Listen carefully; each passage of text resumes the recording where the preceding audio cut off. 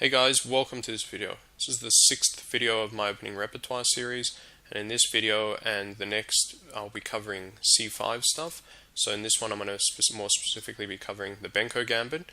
Alright, so let's get straight into it. Now to C5 we're always responding D5 to get the most out of our opening, and as said I want to focus on B5 in this video. So against b5, I'm not going to recommend taking. If you enjoy doing that, that's up to you, but I strongly recommend playing knight f3. There's a lot of interesting and very troublesome lines for black.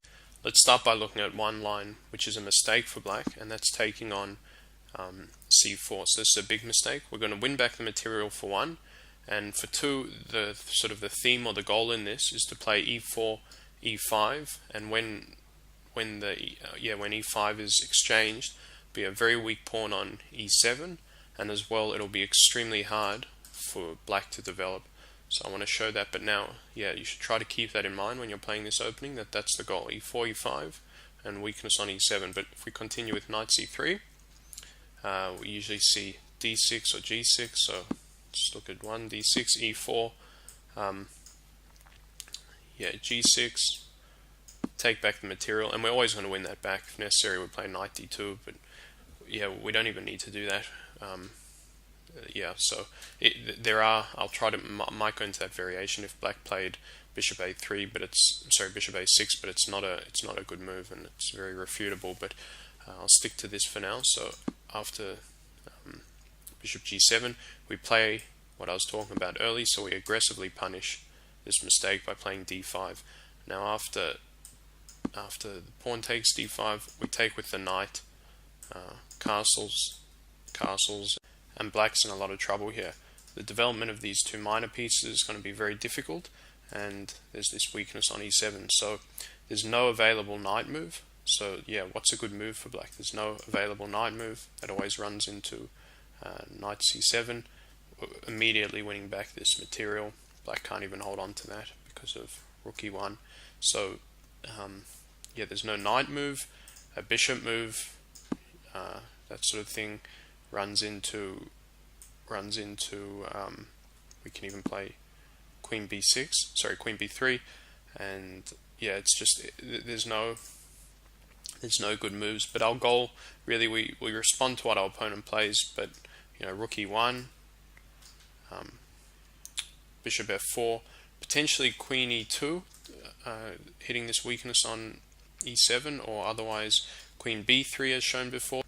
f7 may also be a problem for black.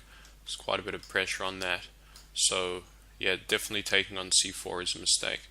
But now let's go back to the position and see what black's correct response here. So here, instead of taking on c4, the correct response for black, and assumingly what you'll see against more high-rated players, is simply g6.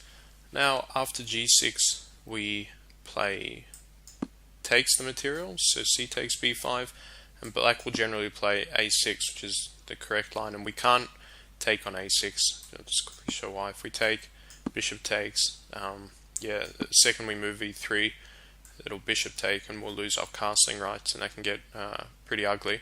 So we don't take on a6, we simply just play e3, and eventually your opponent can throw all sorts of different things at you, but the ideas here for white are, when he takes, he may not take immediately.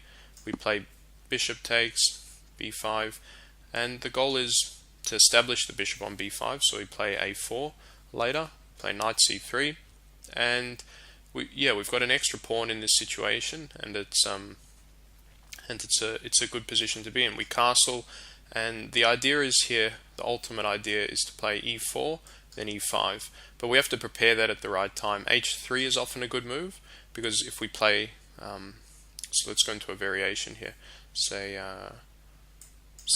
just something like that, knight c3, castles, d6, we can see here after e4,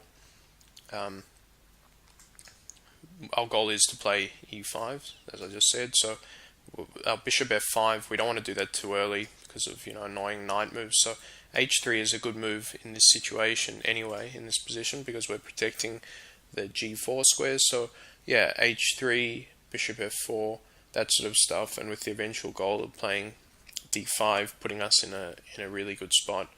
So I hope you enjoyed this video. That was the Benko Gambit. I'll be doing a video very shortly, hopefully even today, on the Benoni, which means the son of suffering. And just very quickly, let's have a look where the Benoni is. So instead of the Benko, which is here, we see the Benoni, which is e6. And also I'm going to be covering g6 as another variation.